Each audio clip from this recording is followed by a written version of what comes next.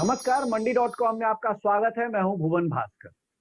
कृषि सुधारों से संबंधित 3 कानूनों पर देश भर में चर्चा का दौर बदस्तूर जारी। मंडी.com में भी हमने लगातार कई विशेषज्ञों, पूर्व सरकारी अधिकारियों और किसान समूहों से इस कानून के विभिन्न पहलुओं पर हफ्ता दर हफ्ता काफी गंभीर चर्चा की है।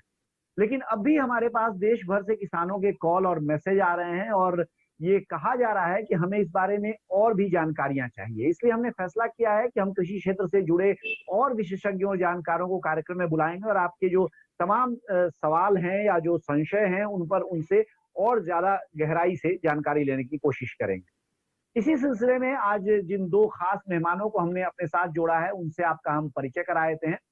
हमारे पहले मेहमान हैं आर्या कोलेटरल वेयरहाउसिंग सर्विसेज के फाउंडर आनंद चंद्रा। आनंद फसल की कटाई यानी हार्वेस्टिंग के बाद की सेवाओं को एक सस्टेनेबल मार्केट एक्सेस देने के लिए 400 करीब एफपीओ के साथ मिलकर काम कर रहे हैं। और हमारे दूसरे आज के मेहमान हैं डॉक्टर जगबीर रावत, जो मार्केट लिंकेज से लेकर और जो गुड एग्री प्रैक्टिसेस हैं यानी बेहतर कृषि के तौर तरीकों पर दशकों से किसानों और किसान संगठनों के साथ मिलकर काम कर रहे हैं। आप दोनों का बहुत बहुत स्वागत है मंडी.com। आनंद प्रकाश जी, आपसे सबसे पहले मैं इस चर्चा की शुरुआत करता हूं। अब क्योंकि काफी समय निकल चुका है और एक तरह से जो सारा जो ब्यौरा है, जो कृषि सुधार से जुड़े 3 कानून हैं, वो अब बाहर आ चुके हैं और आप लगातार किसानों के बीच में हैं, किसानों के साथ काम कर रहे हैं।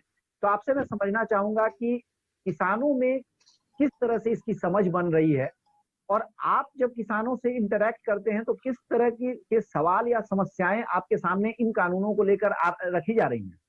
लोग जो हाँ फील्ड में काम कर रहे हैं किसानों के साथ, हम लोग को ये समझ में आ रहा है कि अभी भी जो एक्ट में प्रोविजंस आए हैं, जो अमेंडमेंट्स वगैरह किए गए हैं, वो अभी किसानों तक पहुंच नहीं पा रहे हैं। सोशल मीडिया और न्यूज़ के थ्रू जो उसके बारे में बताया जा रहा है कि उससे नुकसान है किसानों को। जैसे अगर एसेंशियल कमोडिटीज एक्ट जो अमेंडमेंट हुआ, अगर देखा जाए तो उसके अमेंडमेंट से किसानों पे अभी तक कोई फर्क नहीं है।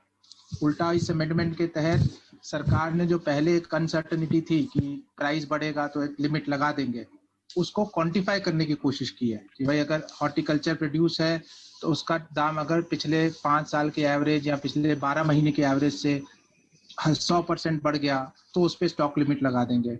उसी प्रकार से जो non perishable commodity food grains वगैरह हैं उसमें वो 50% का प्राइस इंक्रीज बढ़ने पे लिमिट लगा देंगे। तो उन्होंने सरकार ने इसको क्वांटिफाई करने की कोशिश की है, नहीं कि भाई अगर प्राइस राइस 100% से ज्यादा होगा हॉर्टिकल्चर क्रॉप में पिछले 12 महीने के प्राइस के मुकाबले या 5 साल के मुकाबले जो भी कम होगा उसको बेस मान के अगर प्राइस 100% बढ़ गया हॉर्टिकल्चर कमोडिटी में तो वो स्टॉक लिमिट तब इम्पोज करेंगे।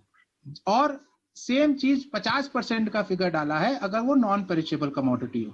तो स्टॉक लिमिट का देखा जाए तो किसानों पे कोई इम्पैक्ट ही नहीं है जी। दूसरा, स्टॉक लिमिट तो सरकार यूज करती है जब कोई प्राइस एब्रप्टली बढ़ जाए। जैसे एसेंशियल कमोडिटीज में कोरोना के इम्पैक्ट के बाद सैनिटाइजर और हैंड वॉश को भी डाल दिया, एसेंशियल मास्क और सैनिटाइजर को, ताकि उसके प्राइस बहुत ज्यादा तेजी से बढ़ रहे थे।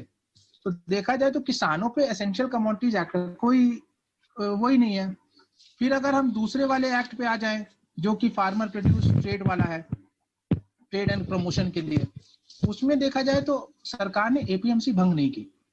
सरकार ने एक ऑल्टरनेट चैनल दे दिया कि आप अपना माल कहीं भी बेच सकते हैं।